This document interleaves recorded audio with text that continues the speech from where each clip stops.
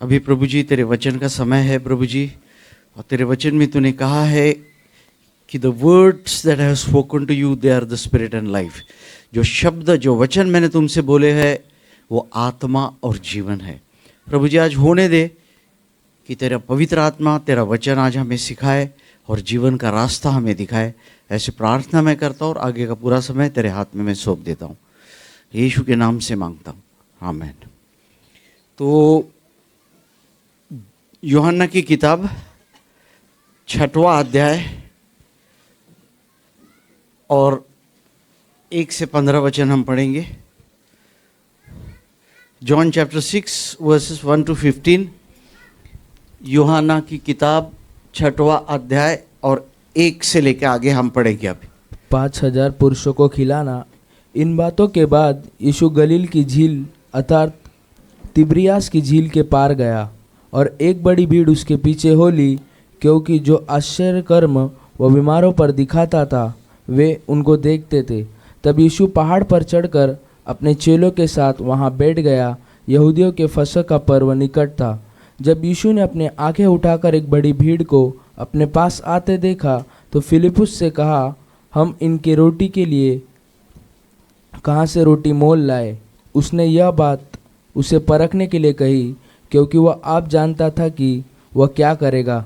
फिलिपुस ने उसको उत्तर दिया, 200 दिनार की रोटी भी उनके लिए पूरी न होगी कि उनमें से हर एक को थोड़ी थोड़ी मिल जाए। उसके चेलों में से समौन पतरस के भाई अंद्रियास ने उससे कहा, यहाँ एक लड़का है जिसके पास जो कि 5 रोटी और 2 मछलियाँ है, परंतु इतने लोगों के लिए वे क्या है। यीशु ने कहा, लोगों को बैठा दो। उस जगह बहुत घास थी। तब लोग, जिनमें पुरुष की संख्या लगभग 5,000 की थी, बैठ गए। तब यीशु ने रोटियां ली और धन्यवाद करके बैठने वालों को बांट दी, और वैसे ही मछलियों में से जितनी वे चाहते थे बांट दिया। जब वे खाकर तृप्त हो गए तो उसने अपने चेलों से कहा, बचे हुए टुकड़े बटोर लो कि कुछ फेंका न जाए।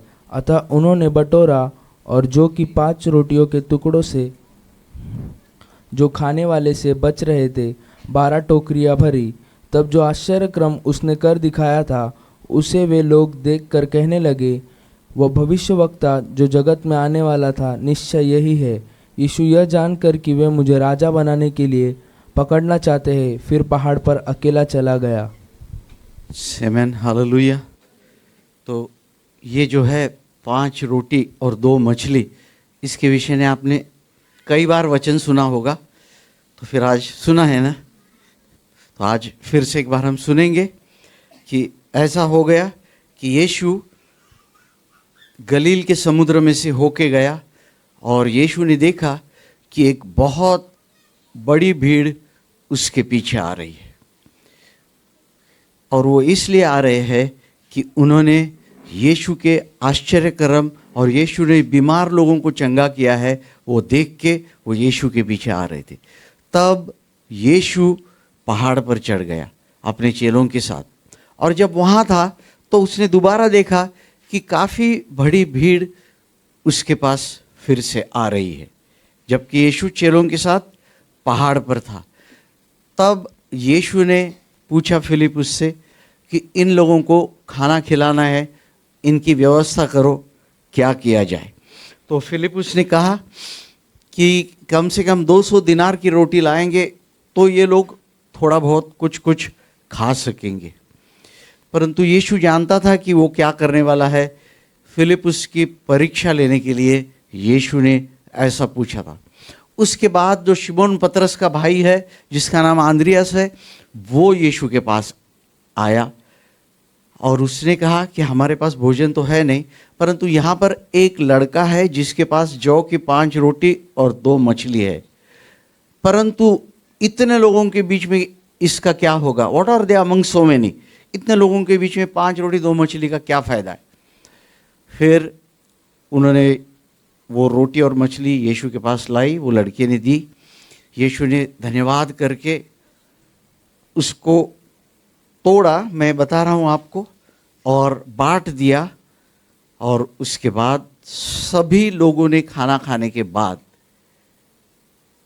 काफ़ी कुछ बच गया था। तो यीशु ने कहा कि इनको वेस्ट मत करो, इनको बेकार मत जाने दो।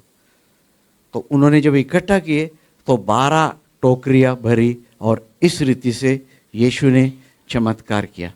आमीन, हालेलुया।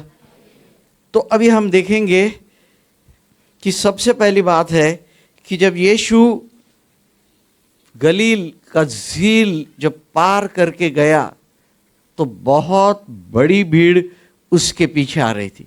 वो लोग किसके लिए यीशु के पीछे आ रहे थे? नहीं, वो इसलिए यीशु के पास आ रहे थे क्योंकि उन्होंने देखा था कि यीशु चमत्कार करता है और यीशु बीमार लोगों को चंगा करता है। 6-2 लगाना, 6-1-2। यीशु के पीछे इसलिए आ रहे थे वो क्योंकि बाइबल में लिखा है एक बड़ी भीड़ उसके पीछे है, क्योंकि आश्चर्य कर्म वह बीमारों पर दिखाता था, वे उनको देखते थे।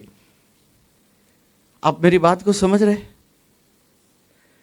आश्चर्य कर्म देखते थे, यीशु बीमारों को चंगा करता था, इसलिए वो यीशु के पीछे आ रहे थे।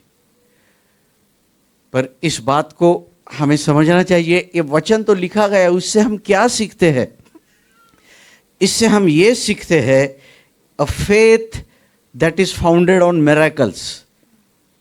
विश्वास जो है और उस विश्वास की नींव अगर चमत्कार पर है, that faith doesn't please God. वो विश्वास परमेश्वर को प्रसन्न नहीं करता है। मैं एक स्टेटमेंट आपको बता रहा हूं, आप समझने की कोशिश करें। जो लोग चमत्कार को देख के यीशु के ऊपर विश्वास करते हैं, वो विश्वास परमेश्वर को प्रसन्न नहीं करता है। थोड़ा आमीन तो बोलो, थोड़ा सा आमीन बोलो, ठीक है? आप बोलेंगे ऐसा क्यों? देखिए, परमेश्वर का वचन परमेश्वर का वचन है और वो वचन सिद्ध करने के लिए चमत्कार की आवश्यकता नहीं है। ये बेसिक फंडामेंटल आपको समझना पड़ेगा। आमीन, हालेलुया। परमेश्वर का वचन सिद्ध करने के लिए चमत्कार होना चाहिए? बिल्कुल नहीं है। अभी हमने गवाही सुनी ना, अगर मेरी बेटी चंगी हो जाएगी तो मैं परमेश्वर के ऊपर विश्वास करूंगी, मैं चर्च में आऊंगी। ऐसा कुछ भी नहीं है। वो विश्वास जो है वो कभी परमेश्वर को पसंद नहीं आता है। परमेश्वर जो कहता है वो सच है और वो हमेशा के लिए सच रहेगा और वो कभी बदलेगा नहीं। आमीन, हालेलुया। एक उदाहरण मैं आपको देता हूं। यीशु के पुनरुत्थान के बाद यीशु एक घर में था, वहां पर उसके चेले थे और वहां पर यीशु अंदर आ गया। तब यीशु ने थोमा को कहा, थोमा तेरी उंगली इधर ला और ये देख मेरे हाथ। और यीशु ने कहा तेरा हाथ इधर ला और ये मेरी इधर डाल दे, कुशी में डाल दे, पंजर में डाल दे। और जब उसने हाथ डाला और जब यीशु के हाथ देखे तो उसने कहा मेरा प्रभु, मेरा परमेश्वर। तब यीशु ने क्या कहा? यीशु ने ये कहा कि blessed are those who do not see and yet believe. वो लोग आशीर्वादित है जो देखते नहीं है फिर भी परमेश्वर के ऊपर विश्वास करते हैं। तो इससे हम एक बहुत बड़ी बात सीखते हैं कि अगर आप चमत्कार चमत्कार चमत्कार के पीछे भागते हैं तो आपको थोड़ा शिफ्ट करके परमेश्वर के वचन के ऊपर फोकस करना चाहिए। क्योंकि आदि में वचन था, वचन देहधारी हो गया और हमारे बीच में उसने बस्ती की और वो प्रभु यीशु है। तो ये आपकी जो विश्वास है उसकी नींव होनी चाहिए। हालेलुया। तो ये बहुत बड़ी बात हम यहाँ सीखते हैं। अब दूसरी बात है, ये पहला क्राउड तो गया, उसके बाद यीशु क्या किया? पहाड़ पर, पर्वत पर गया, वहां जाके यीशु बैठ गया। किसके साथ था? चेलों के साथ था। उसके बाद क्या हो गया? एक भीड़, पहली भीड़ यीशु के पीछे आ रही थी, अभी दूसरी भीड़ यीशु की तरफ आ रही है। ये फर्क है उसमें। आगे का वचन हम लगाएंगे, वचन 3। अच्छा चलो कोई बात नहीं। तो दूसरी जो भीड़ थी वो भीड़ यीशु के पास आ रही थी और यीशु पर्वत पर बैठा हुआ था। अभी यीशु चेलों के साथ था, पर्वत पर बैठा हुआ था यीशु, और बहुत बड़ी भीड़ यीशु के पास आ रही है। समझो आप उस जगह पे बैठे रहते, आपका रिएक्शन क्या होता? You would have got annoyed. आप क्या हो सकता था? आप वो बोलते थे कि अरे अभी मैं परेशान हो जाऊंगा, इतनी बड़ी भीड़ मेरे पास आ रही, मेरा जो विश्रांति का समय है अभी मुझे इनको देना पड़ेगा, अभी मैं जो चेलों के साथ अपना क्वालिटी टाइम स्पेंड करने वाला हूं वो मुझे ये भीड़ के लिए देना पड़ेगा। ऐसा हम सोचते थे। मगर यीशु परेशान हुआ क्या? इतनी भीड़ यीशु के पास आ रही थी, यीशु परेशान नहीं हो गया, यीशु डिस्टर्ब नहीं हुआ, यीशु अनॉयड नहीं हुआ। इस बात को हम समझने की कोशिश करें। ऑन द कॉन्ट्ररी, यीशु ने क्या कहा? जब बड़ी भीड़ यीशु के पास आ रही थी, यीशु ने क्या कहा? फिलिपुस, इनको खाना कहाँ से खिलाए? भीड़ आ रही थी, अभी तक पहुंची नहीं थी। आमीन, हालेलुया। कुछ अच्छा लगता है कि नहीं? हाँ, तुम्हारे खाने के बारे में तुम्हारे से पहले परमेश्वर सोचता है। हालेलुया। तो चिंता मत करो आज दोपहर में क्या खाना है। ओके, भीड़ तो दूर से आ रही थी। यीशु ने कहा फिलिपुस को, इनको हम खाने के लिए क्या देंगे?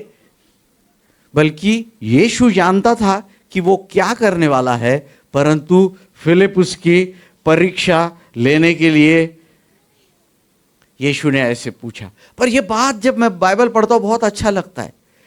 यीशु के मन में पहला विचार आया कि इनके लिए मैं क्या कर सकता हूं। आमीन। जब यीशु आपको देखता है तो उसका पहला विचार आपके बारे में क्या आता है? इसने पाप किया, अभी मारता हूं, झापड़ इसको एक। हाँ ना ना, ये आपकी गलत फहमी है, ऐसा नहीं है। भीड़ को देखा, उसने ये नहीं देखा तू विश्वासी है क्या, तेरा बपतिस्मा हुआ है क्या, तू चर्च में रेगुलरली आता है क्या, ये देखा क्या? थोड़ा आमीन बोलो ना फिर। ये देखा भीड़ आते हुई उसने, ये नहीं कौन सी भीड़ है, परंतु कहा उनके विषय में he was concerned about their needs, उनकी ज़रूरतों के बारे में यीशु सोच रहा था। थोड़ी तसल्ली मिलती है कि नहीं?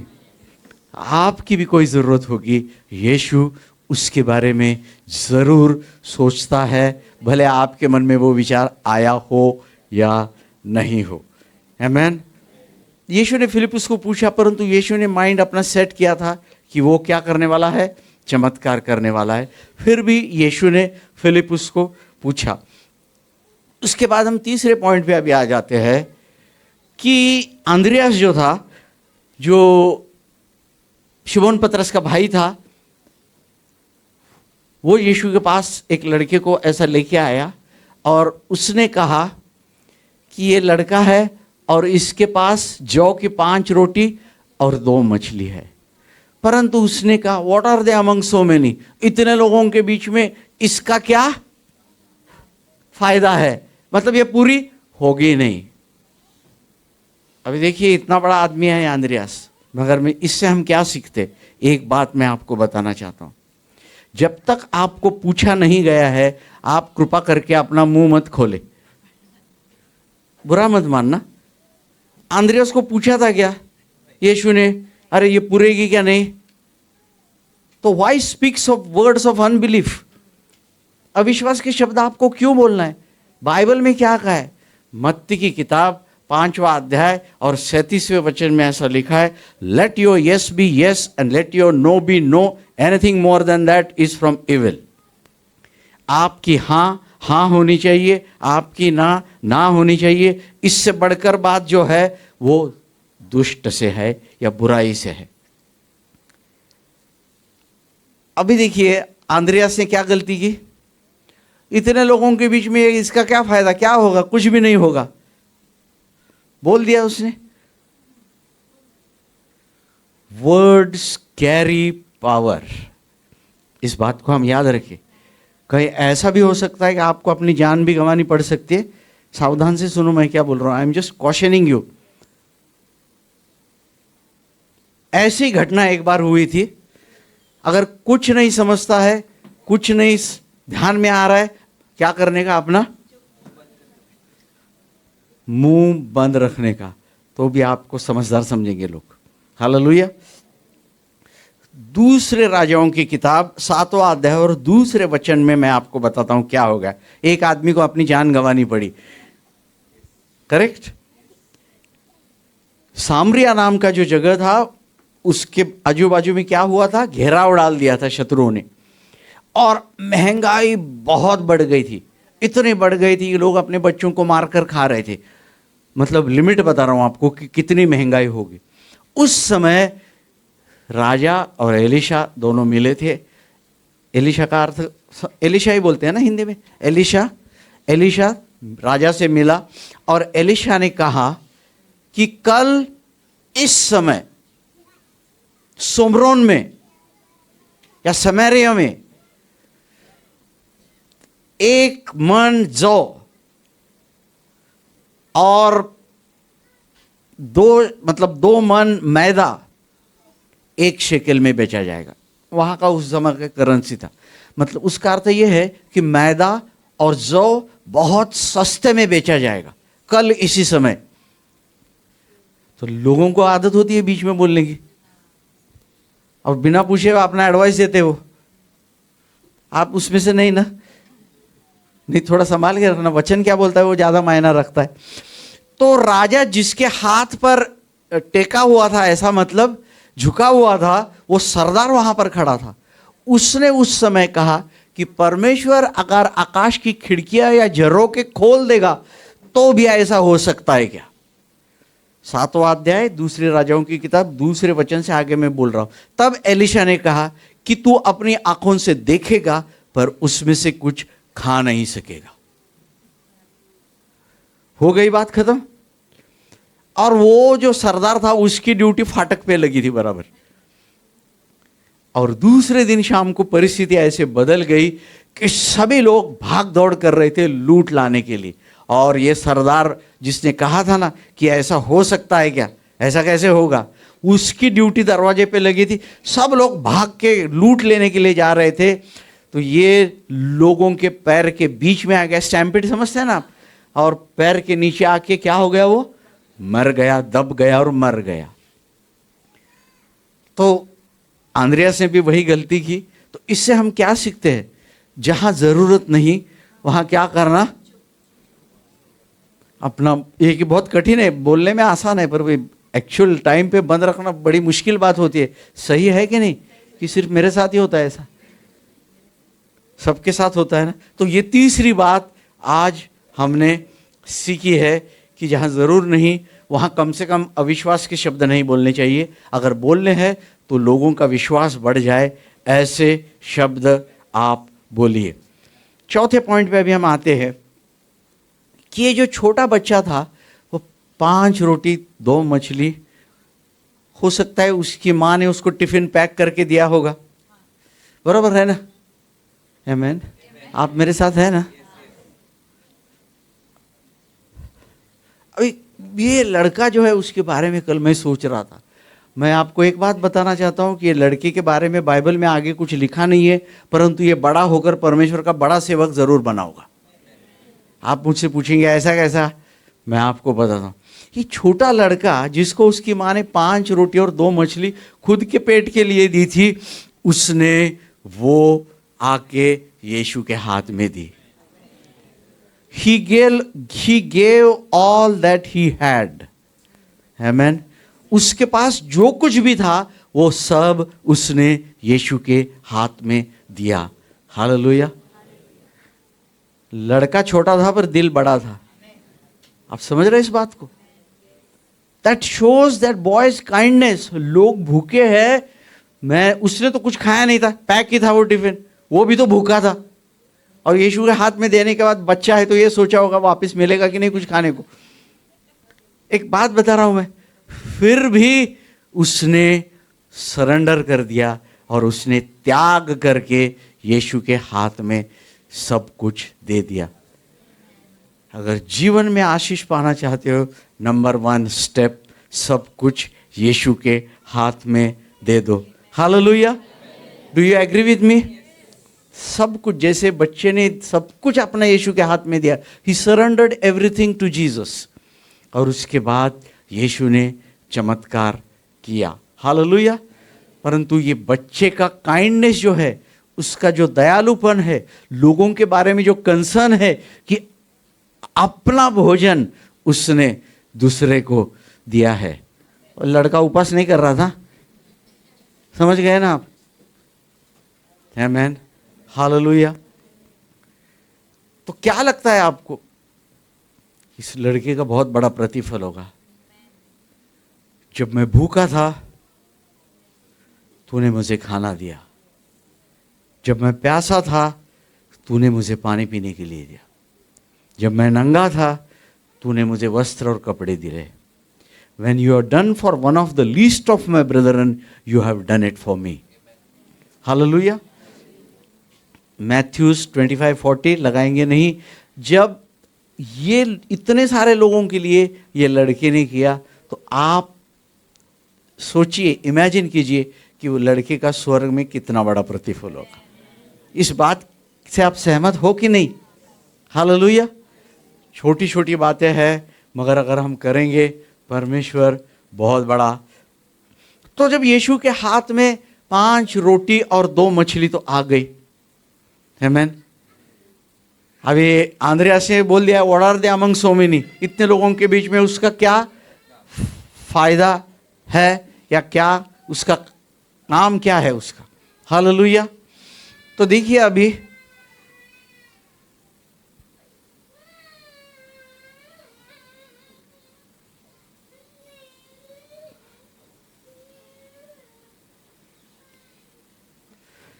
तो इसके ऊपर जो आंद्रियास ने बोला था ना कि इसका क्या काम है, तो एक महत्वपूर्ण बात बता रहा हूं। Little is much when God is in it. Hallelujah. जो छोटी सी चीज है, एकदम नगण्य, जिसको हम कंसीडर नहीं करते, मगर वो बहुत अधिक हो सकती है जब परमेश्वर उसमें होगा। Little is much when God is in it. और वैसे ही हो गया। उसके बाद का नेक्स्ट स्टेप है कि यीशु ने इन सब लोगों को बैठने को बोला। आप जानते किधर बैठने को बोला? घास था नीचे। आप समझ रहे?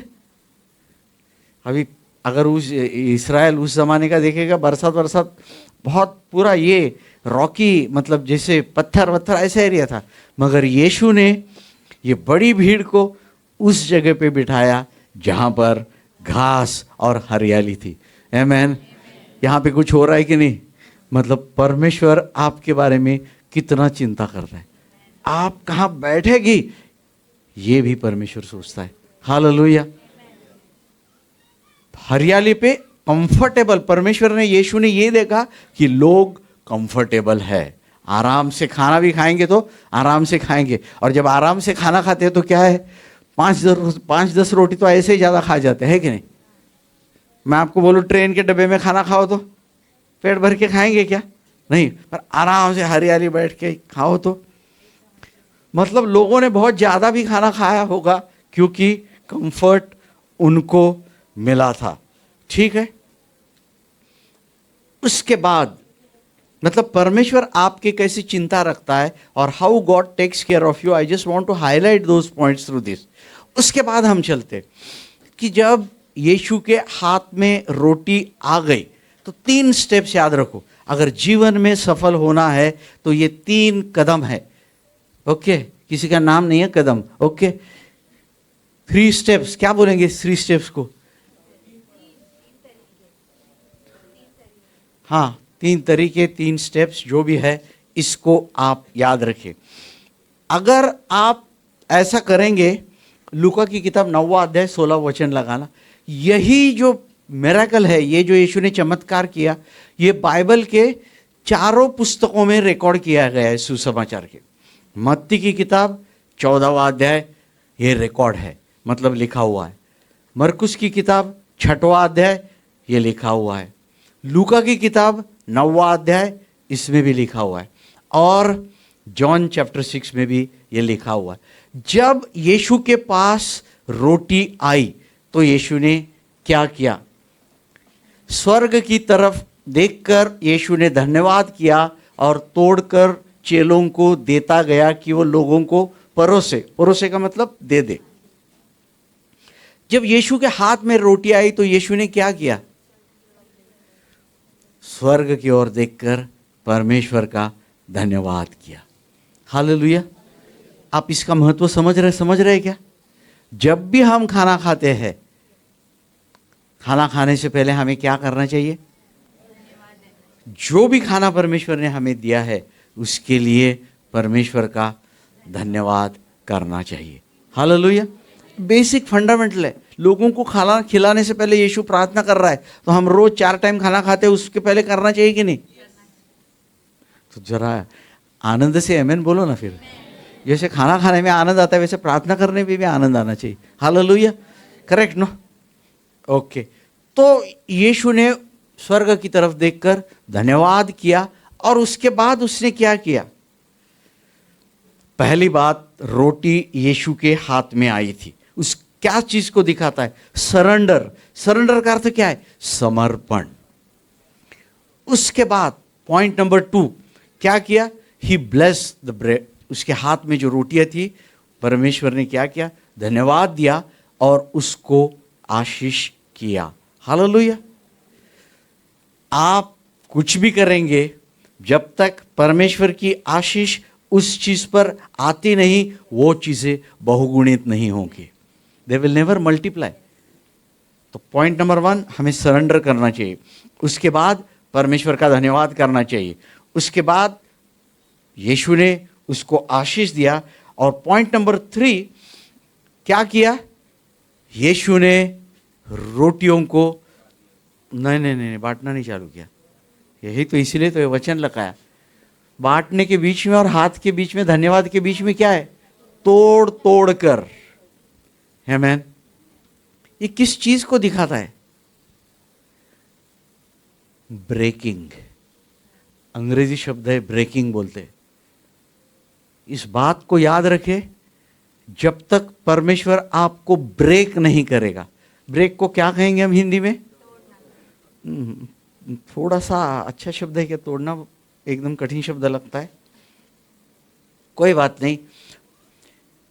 परमेश्वर इस चीज के पीछे लगा हुआ है कि आपका बाहरी मनुष्यत्व टूट जाए। हालेलुया। वो बहुमूल्य तेल की कुपी मालूम है आपको? अलाबास्त्र तेल की वो जो कुपी थी, संगमरमर की बनी हुई थी। नहीं, कभी सुना नहीं? जब तक वो कुपी ब्रेक नहीं होगी, टूट नहीं जाएगी, अंदर से तेल बाहर नहीं आएगा और सुगंध बाहर नहीं आएगा। इसका हमारे जीवन से क्या संबंध है? जब तक हमारा बाहरी मनुष्यत्व टूट नहीं जाएगा, पवित्र आत्मा आपसे बाहर आके किसी को स्पर्श नहीं करेगा।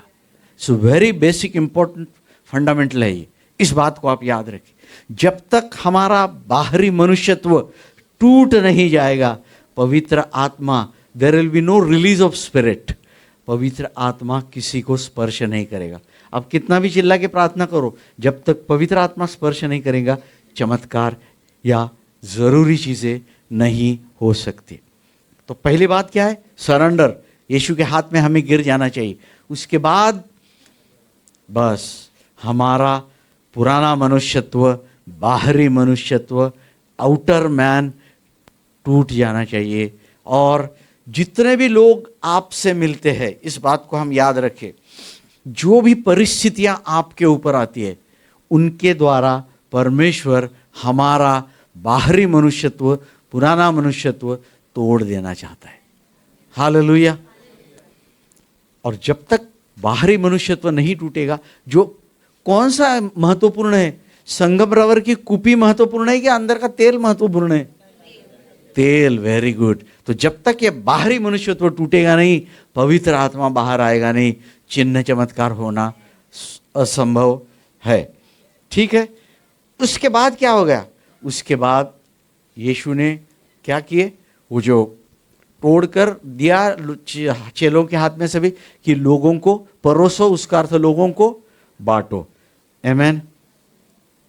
और लोगों ने आराम से बैठे हुए थे, खाना तो भरपेट खाया होगा। बाइबल में कहा सिर्फ 5000 पुरुष थे, बाकी स्त्रियां और बच्चे अलग। उसके बाद क्या हो गया? सबने खाना तो खा लिया, हाँ, अब यहाँ खाना खिलाने के बाद हम सफाई करते, बरोबर है कि नहीं? हाँ, सही है या नहीं? यीशु ने कहा, क्या कहा यीशु ने? कोई भी चीज व्यर्थ, बेकार या बर्बाद ना हो जाए। यीशु क्या बोला? अभी चलो निकलते हैं? नहीं नहीं नहीं, यीशु ने कहा कि जितने टुकड़े बचे हुए हैं, अभी टुकड़े यीशु ने किए थे ना, वो टुकड़े क्या करो? जमा करो, इकट्ठा करो, बटोरो। हालेलुया। अभी आप बोलेंगे परमेश्वर के पास इतना है, फिर ये सब करने की क्या जरूरत है? परमेश्वर को कोई चीज की कमी है क्या? जैसे हमारे घर में घटी रहती है मंथ एंड में, हाँ, परमेश्वर के पास वैसा रहता है क्या? उसके लिए तो 24/7 भरपूरी है ना। फिर भी यीशु कह रहा है कि वो टुकड़ों को जमा करो, इकट्ठा करो। हालेलुया। कुछ भी वेस्ट मत करो। इसका अर्थ यह है कि तुम्हारा पेट भरने के बाद दूसरों को भी याद करो। कोई आमीन नहीं बोल रहा है? ये बड़ी कठिन बात है ना। क्यों? तुम्हारा पेट भर, अभी तो सबका पेट भर गया था ना। तुम्हारा पेट भरने के बाद दूसरों को याद करो, ठीक है? अगर कुछ नहीं है, वो इकट्ठे करेंगे तो पक्षी और जानवर तो खा सकते हैं कि नहीं? इंसान की बात बाद में करता हूं, ओके? पक्षी और जानवर तो खा सकते हैं कि नहीं? तो क्यों वेस्ट करना? तो इसीलिए यीशु ने कहा कि उनको क्या करो? इकट्ठा करो। याद रखिए, यीशु ने क्यों कहा टुकड़े इकट्ठे करने के लिए? किसी को तो आइडिया नहीं है, यीशु को बोलना पड़ा कि इकट्ठा करो। बाइबल में लिखा है, लूका की किताब 16वां अध्याय, जो छोटी सी बात में विश्वासु है वो बड़ी बात में विश्वासु। आमीन बोलो ना। जो टुकड़े छोटे छोटे उठाने में विश्वासु है वो बड़ी रोटी। क्योंकि एक बात आप याद रखो, कोई पूरी रोटी फेंकने की सोचेगा क्या? जब फेंकेंगे तो टुकड़े ही फेंकेंगे ना। वो यीशु कह रहा है वो टुकड़ों को भी उठाओ ताकि कुछ वेस्ट ना हो जाए। याद रखो, और बाइबल में ये कहा गया है कि जो छोटी सी बात में अधर्मी है वो बड़ी बात में भी अधर्मी होगा। तो जिंदगी में छोटी छोटी बातों में विश्वासी रहना हमें सीखना चाहिए, चाहे टुकड़े भी क्यों ना हो। हालेलुया। तो इससे हम क्या सीखते हैं? इससे हम ये सीखते हैं कि जीवन की रोटी से जब आप तृप्त हो जाएंगे, जीवन की रोटी कौन है? प्रभु यीशु मसीह। जीवन की रोटी से जब आप तृप्त हो जाओ तो और भी इकट्ठा करो ताकि लोगों को आप परमेश्वर का वचन दे सके। अभी जीवन की रोटी यीशु किधर ढूंढेंगे? यीशु को तुम्हारे हाथ में बाइबल है ना, वही जीवन की रोटी है। हालेलुया। तो केवल अपने पेट के लिए मत खाओ, थोड़ा ज्यादा भी वचन पढ़ो, थोड़ा ज्यादा वचन पढ़ो ताकि आप दूसरों के साथ भी वचन बांट सके। वही जीवन की रोटी। उसका अर्थ ये है, कृपा करके इस बात को आप ठीक से, तो इसका अर्थ क्या है? अपना पेट भर गया, अपना ही फायदा नहीं देखना चाहिए। थोड़ा बुरा लगेगा, दूसरों का भी फायदा देखना चाहिए। फिर वही मैथ्यू 25:40, जब मैं भूखा था तूने मुझे खाना दिया, जब मैं प्यासा था तूने मुझे पानी दिया। जीवन का जल कौन है? जब मैं नंगा था तूने मुझे वस्त्र दिए। And when you have done for one of the least of my brother you have done it for me. जब तूने मेरे सबसे छोटे कनिष्ठ भाई के लिए किया है, तूने मेरे लिए किया है, और वो प्रतिफल आपको स्वर्ग में मिलेगा। हालेलुया। तो टुकड़े वेस्ट मत करो। हालेलुया। टुकड़े क्या करो? जमा करो, लोगों के काम आएंगे। ठीक है। अभी क्या है, सभी लोगों को 5,000 लोग बैठे थे, क्या राइस प्लेट दी क्या उनको? कूपन लाओ, पैसे देखो और फिर ले लो, ऐसा हुआ क्या? सबको फुकट में मिली थी ना कि नहीं? आपको बुरा लगेगा मैं फुकट शब्द वापर रहा हूं, कोई माइल्ड शब्द है क्या? मुफ्त, हाँ मुफ्त में अच्छा है, मुफ्त अच्छा लगता है। अब बात एक ही है, मुफ्त या फुकट एक ही बात है वो। ओके, जीवन की रोटी आपको फ्री में मिल गई कि नहीं, पर किसी को उसकी कीमत बहुत भयंकर चुकानी पड़ी है। आप मेरी बात को समझ रहे? आप 5,000 लोगों को तो फ्री में मिली, बरोबर है, परंतु वो छोटे लड़के को अपना सब कुछ देना पड़ा। वैसे जीवन की रोटी आप लोगों को तो मिल रही है, परंतु किसी को उसकी बहुत बड़ी कीमत देनी पड़ी। कौन है वो? आमीन, हालेलुया। यीशु मसीह ने उसकी बहुत बड़ी कीमत दी है। जब आप इस चीज को सोचोगे कि ये रोटी जो है इसकी बहुत अत्यंत भयंकर बड़ी कीमत यीशु को चुकानी पड़ी है, तो आप उस रोटी को कभी वेस्ट नहीं करोगे। असली कीमत जब आपको मालूम पड़ेगी, जिंदगी में कभी आप जीवन की रोटी को वेस्ट नहीं करोगे। आमीन, हालेलुया। इन वचनों के द्वारा परमेश्वर आपको आशीष दे। आज हम यहीं पर रुक जाएंगे। आइए अपने सिरों को झुकाए, हम प्रार्थना करें। पिता परमेश्वर, तेरे नाम को मैं धन्यवाद देता हूं प्रभु जी। 5 रोटी और 2 मछली के आश्चर्य कर्म के द्वारा प्रभु तूने कई चीजें आज हमें सिखाई। पिता परमेश्वर, सबसे महत्वपूर्ण बात तूने आज हमें ये सिखाए कि हमारा विश्वास चमत्कारों के ऊपर नहीं बल्कि तेरे वचन के ऊपर होना चाहिए। पिता परमेश्वर, तेरे नाम को मैं धन्यवाद देता हूं कि जैसे उस लड़के ने अपने सब कुछ तेरे हाथ में न्यौछावर कर दिया, दे दिया, होने दे प्रभु जी। आज हम सबको तू ऐसे प्रभु जी पवित्र आत्मा के द्वारा प्रेरित कर कि हमारा समर्पण 100% तेरे हाथ में हो जाए। हर एक व्यक्ति को तू स्पर्श कर, आशीष दे प्रभु। जब तक रोटी तोड़ी नहीं, बांटी नहीं गई, हमारे जीवन में तो हमको ब्रेक कर प्रभु जी, ताकि रिलीज ऑफ द स्पिरिट होके पवित्र आत्मा के द्वारा सेवकाई आगे चले। पिता परमेश्वर, मेरी विशेष प्रार्थना है कि प्रभु तूने कहा कि टुकड़े भर दो और बाद में 12 टोकरियां भरी गई। तेरे नाम को मैं बहुत धन्यवाद देता हूं प्रभु जी कि हमारे जीवन में भी जीवन की रोटी कभी हम वेस्ट ना करें, परंतु उसको हम जमा करें और लोगों तक पहुंचाए, क्योंकि तूने उसकी बहुत बड़ी कीमत चुकाई। ये भी हमें समझने के लिए तो हमारी सहायता कर, ऐसी प्रार्थना मैं करता हूँ। पिता परमेश्वर, अभी तेरे लोग जा रहे, मेरी विशेष प्रार्थना है तेरी उपस्थिति उनके साथ जाएगी। अगले रविवार को अगर तेरा आना नहीं हुआ तो यहाँ पर उनको लेके आएगा और हफ्ता भर प्रभु जी वचन के द्वारा तो उनसे बात करके उनको आशीष देगा। ऐसी प्रार्थना मैं करता हूँ और तेरे नाम को धन्यवाद देता हूँ प्रभु जी। नासरी यीशु के नाम से मैं मांगता हूँ, आमीन, आमीन।